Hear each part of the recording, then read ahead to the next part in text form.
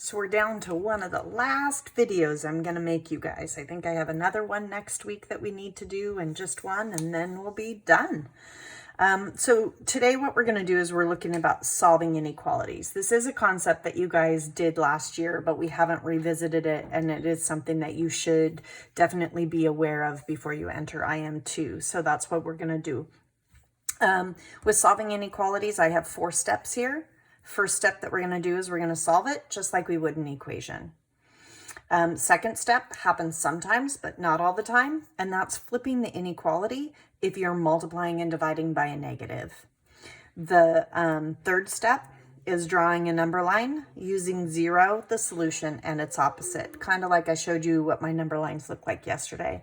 And then the fourth step, I did get them out of order, but that fourth step is going to be check to see if your number line is really going in the correct direction. Does your answer actually make sense? One of the things that this check helps you do is if you forgot to flip your inequality, it will help you catch that mistake. So that's one of the reasons that we do this. So the first example that I have here is negative 89 is greater than 3 minus 4r. I'm going to do that just like I would do an equation. I'm going to subtract 3 from both sides so that I can get my variable completely by itself.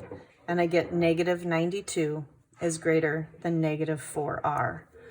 Well, at this point, what you guys probably notice is that I need to divide by negative 4. So when I divide both sides by negative 4, this guy right here has to be flipped in the opposite direction. So negative 92 divided by 4 is 23. So 23 is less than r.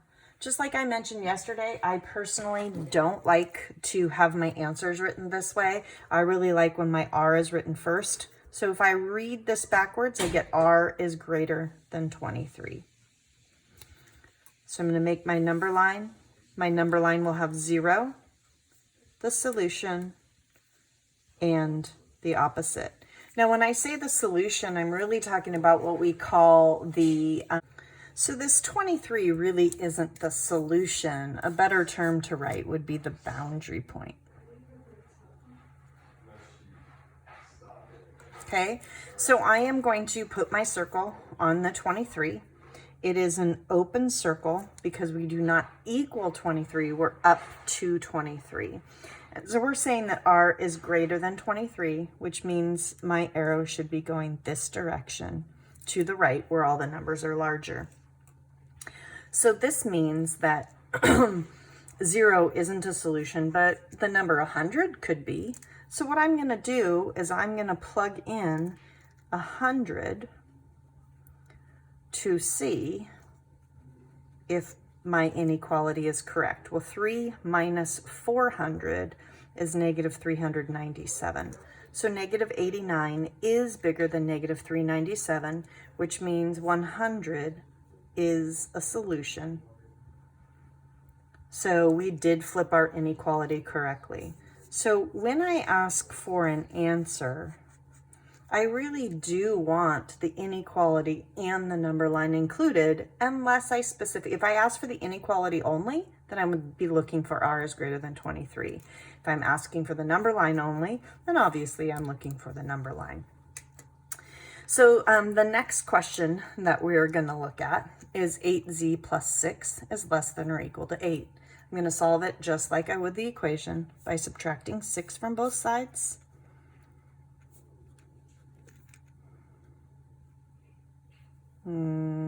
That's 32.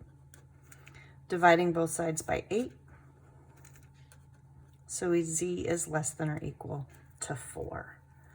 So I'm going to put this on my number line. I'm going to put a negative 4, a 0, and a 4. We think that z is less than or equal to 4. That means that 4 is my boundary point. And I'm going to shade in my boundary point because we have that equal sign there. And everything less than goes in this direction. So let's just double check. We are saying that anything that this number line is going on the top of is a solution. So we're saying 0 is a solution. So if I were to plug in 0, I should have a true statement. that says that 6 is less than or equal to 38. That is a true statement. So this is our answer to the problem. Remember, in both of these cases, there's infinitely many solutions. It's all numbers that are less than or equal to 4, not just 4.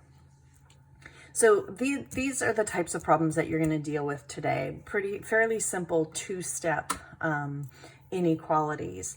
Tomorrow, I'm going to go ahead and do an example of what you're going to see tomorrow. And tomorrow's problem is definitely a lot uglier than the problem that I just showed you, but it's done in the same way, using the same steps. The first thing we're going to do is solve it.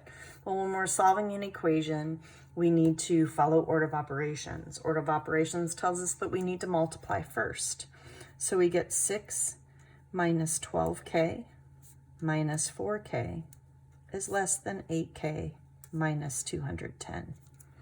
Now that I've done distributive property, I need to combine like terms. I get 6 minus 16k is greater than 8k minus 210.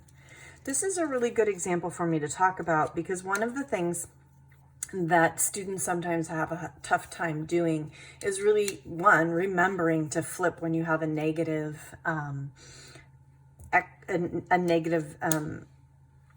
number in front of your variable. And so one of the things that I like to do is I like to make sure that that's not going to happen. So in this problem, I'm going to add 16k to both sides. And by adding 16k to both sides, I've actually made it so that my number in front of my variable is actually a positive number. So now I'm going to add 210 to both sides. So I get 216 is greater than 24k. Divide both sides by 24.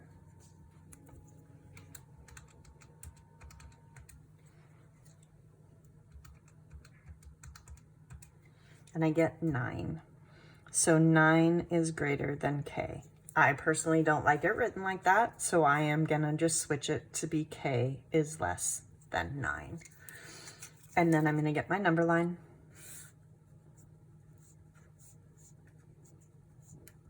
We think that k is less than 9, which means we're gonna have an open circle at 9 with our arrow going here, which means we do think that 0 is an answer. So if I copy that original problem down and plug in 0,